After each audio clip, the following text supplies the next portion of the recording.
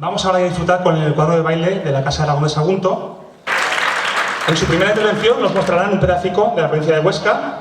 Con ustedes, la Jota de Antillón.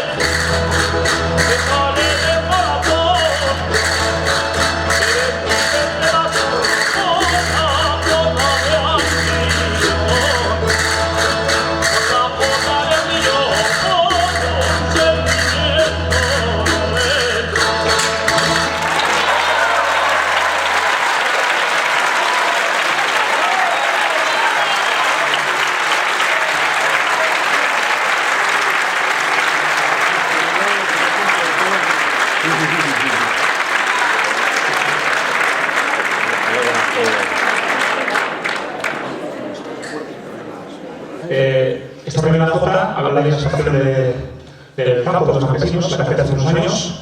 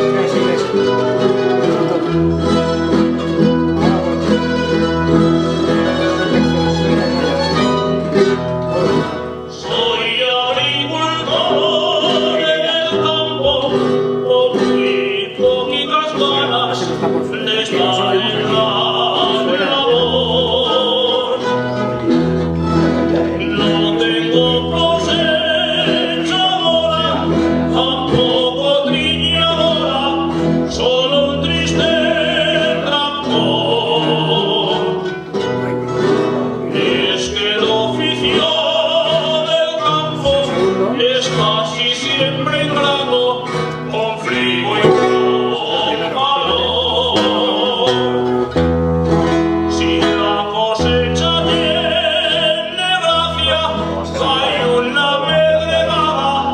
o vienen tormentos. Yo ya estoy aborrecido de verme tan jodido, me cago en el turrón. Voy a ponerme bien guapo desde arriba hasta abajo, trajeado y bien peinado. Y si pego el braguetazo, me cambio de trabajo. ¿Y qué? ¿Ustedes qué creen que debo hacer para vivir bien? Ganar una perrica y no doblar esta. Me hago dibujo.